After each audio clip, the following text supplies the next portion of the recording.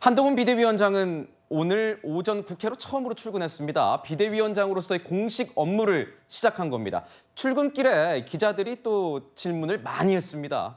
어제 취임사에 이어서 오늘도 한동훈 비대위원장은 민주당을 때렸습니다.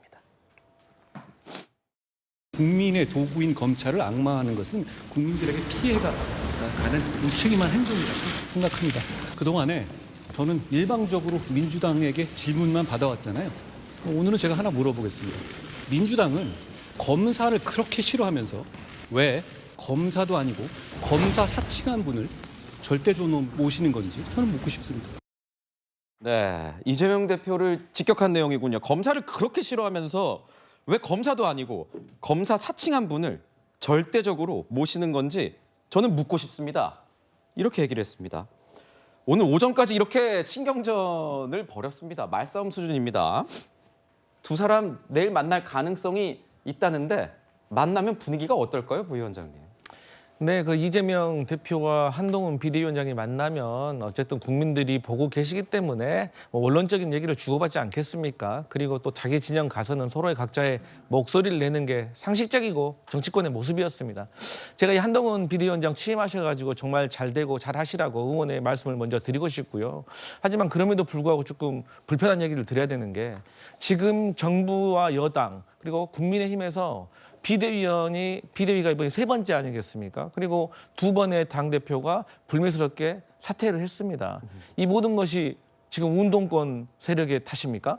아니면 뭐 개딸 전체주의 때문에 지금 국민의힘 당대표가 바뀌고 비대위가 들어선 겁니까? 그건 아니거든요. 그래서 비대위가 들어선 거에 대한 어느 정도의 반성과 성찰이 조금 더 있었으면 어땠을까 하는 바람이 있고요.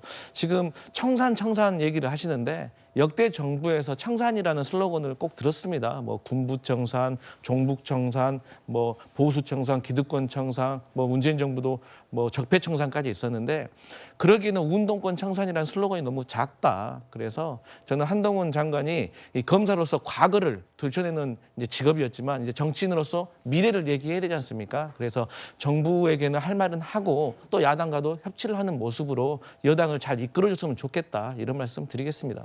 장해찬 최고위원님, 내일 만약에 이렇게 만나면 두 사람이 만나면 분위기 어떨 것 같으세요? 앞에서도 웃으면서 왠지 설전을 할 것 같은 그런 느낌이에요. 그러니까 한두 마디 웃음 속에 뼈 있는 말들은 오가겠지만 대놓고 뭐 나쁘거나 냉랭한 분위기는 아닐 거예요. 당 대표끼리 예방을 하는데 그렇게 뭐 각을 세우기는 힘들고요. 다만 저는 이 투샷이 이재명 대표에게 상당히 큰 부담이 될 거라고 생각을 합니다. 이미지적인 측면에 있어서도 한동훈 비대위원장이 국민들 보시기에 조금 더 젊고 스마트한 이미지가 아닐까 싶고 오늘 이 일종의 도어 스태핑을 한동훈 비대위원장이 즐겨 하고 있는데요. 장관 때부터.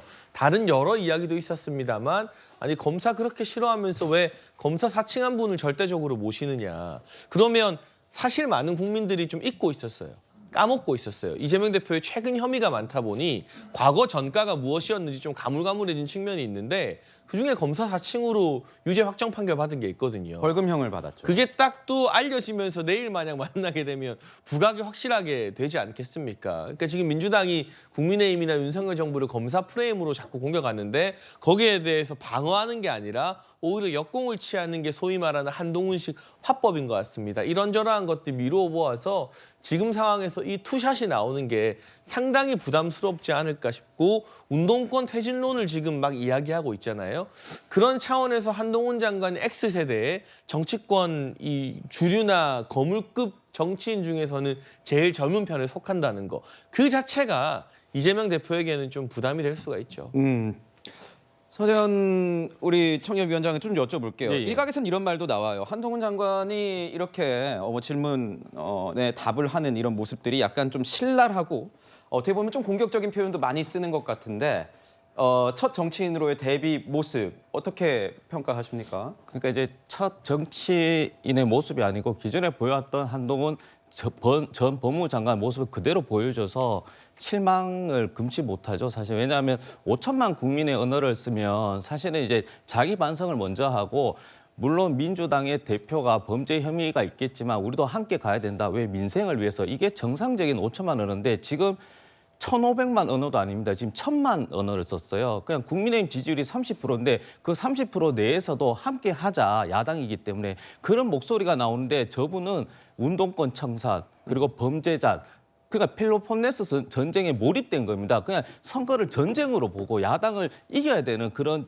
적으로 규정해버리니까 저는 저분이 사실은 윤석열 대통령이 좋아할 만한 게 윤석열 대통령도 지금 이념 정쟁하지 말고 민생으로 전환하자고 하는데 저분은 다시 이념 논란을 불을 지핀 거거든요. 그래서 이념 논란을 불지폈다. 그렇죠. 운동권 청산인데 운동권 청산은 시대 정신이 아닙니다. 사실은 지금은. 근데 이런 부분이 저는 오늘 또 좀 슬픈 날이라서 웬만하면은 좀 이렇게 비난을 안 하고 싶지만 저런 식의 어제 같은 경우는 물론 이해했습니다.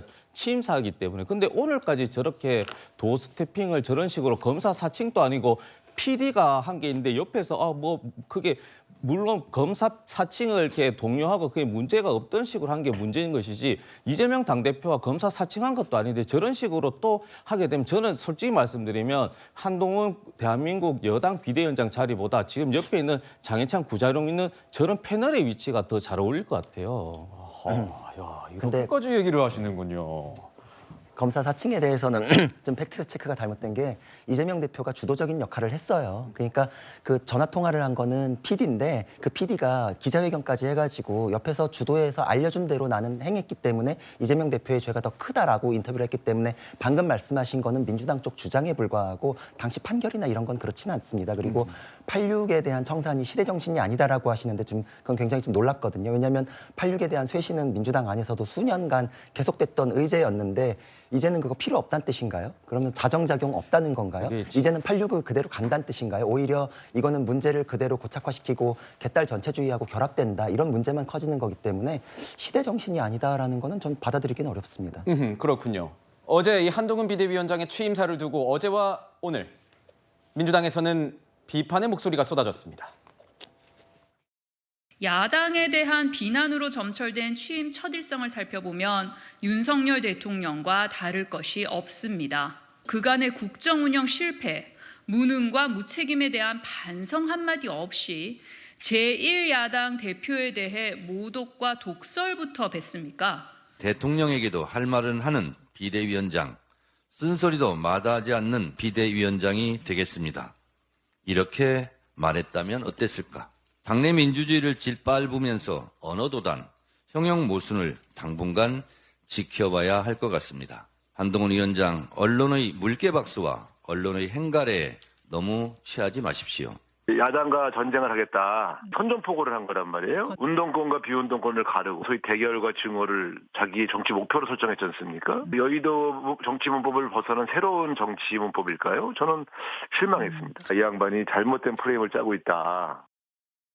네, 야당에서는 뭐 신랄하게 비판을 했습니다. 위기 속에 등장한 비대위인데 자기 반성에는 인색하고 야당의 공격에 치중하는 모습이었다. 이런 박한 평가를 내놓았습니다. 그렇군요.